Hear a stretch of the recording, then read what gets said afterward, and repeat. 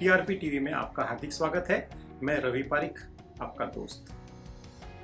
दोस्तों, हमारे शास्त्रों में कर्म का बहुत ही महत्व बताया गया है। यदि आपने भगवत गीता के बारे में सुना होगा या पढ़ा होगा, तो भगवान कृष्ण ने कर्म का सबसे ज्यादा महत्व बताया है और उन्होंने कहा है कि यदि तुमने कर्म किया है तो उसकी फल की प्राप्ति है। इसका मतलब ये है कि आपने जिस प्रकार का कर्म किया है उस प्रकार का फल आपको प्राप्त होता है।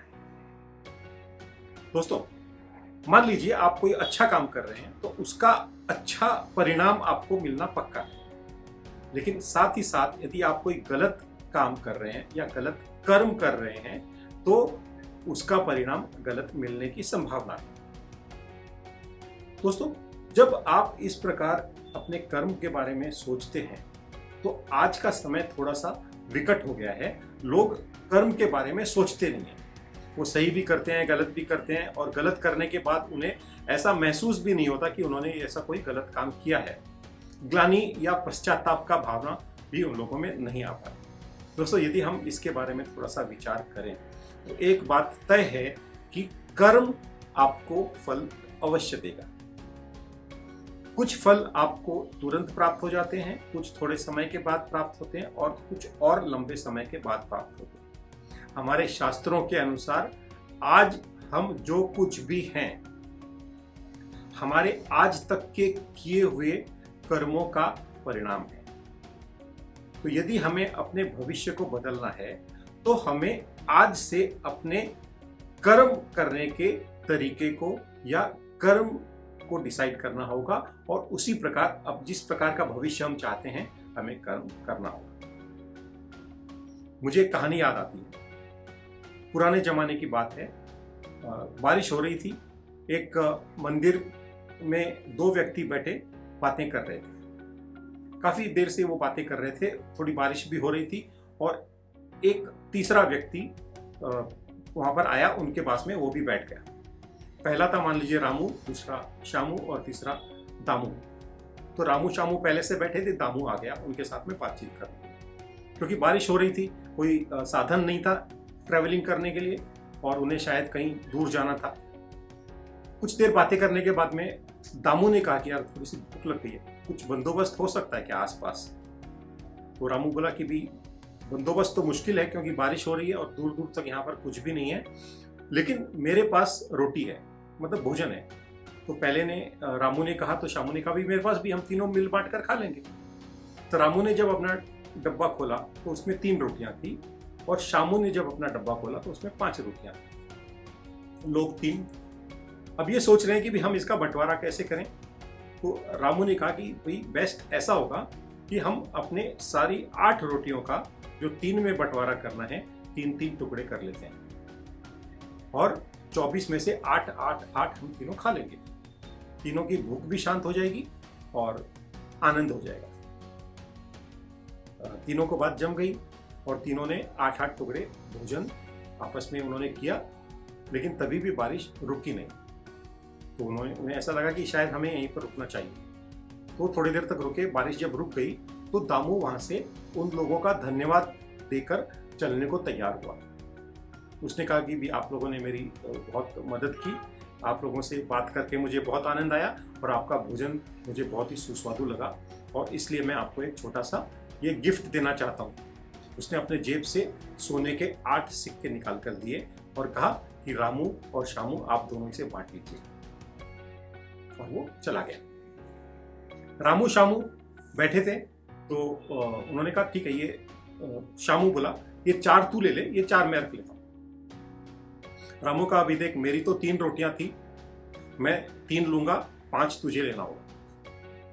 ये आपस में थोड़ा सा इनका ये डिस्कशन चल रहा था। पंडित जी वहां से आए, उन्होंने सुना तो बोले क्या बात है, क्या किस बात की बहस कर रहे हैं आप लोग? तो उसने पूरी कहानी उन लोगों ने उसे पंडित जी को बताई। तो बोला आप ही बताइए अब मैं क्या करूं? तो पंडित जी ने कहा ठीक है, आप ये जो 8 कॉइन्स हैं सोने के आप मेरे पास छोड़ दीजिए, मैं सुबह आपको बताऊं।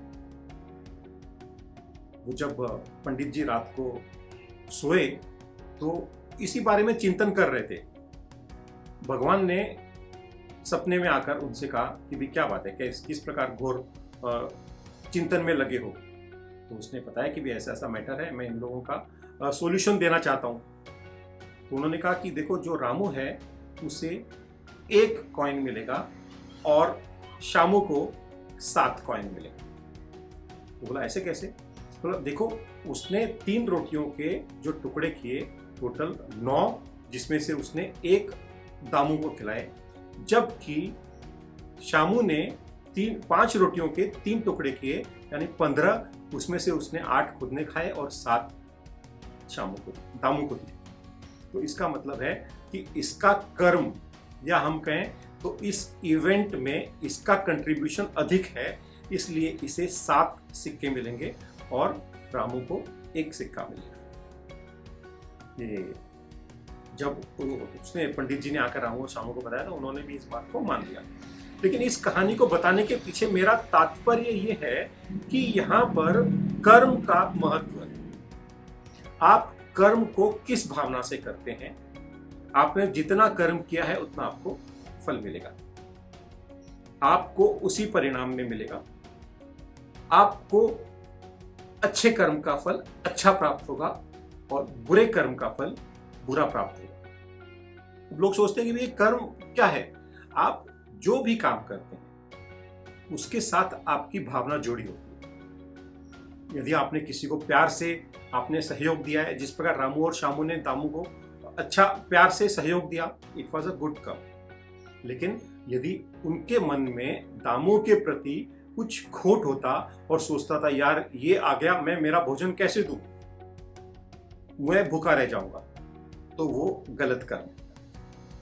आप किसी को अनायास क्रोध करते हैं, किसी को सहयोग नहीं करते हैं, या किसी के प्रति गलत विचार रखते हैं, ये सारे कर्म श्रेणी में आते हैं। छोटी छोटी बातें जो हमारे जीवन में होती हैं या हम करते हैं, ये सारी बातें कर्म की श्रेणी में आती हैं।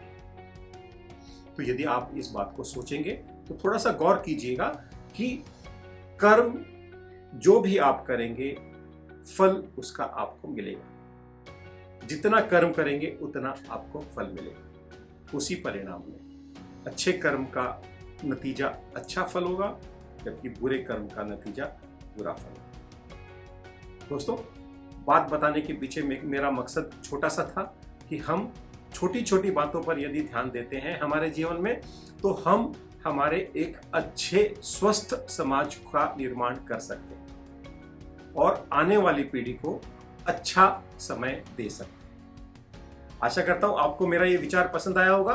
दोस्तों, हमारे इस चैनल को सब्सक्राइब करें, शेयर करें और इस वीडियो को लाइक करें। बहुत बहुत धन्यवाद।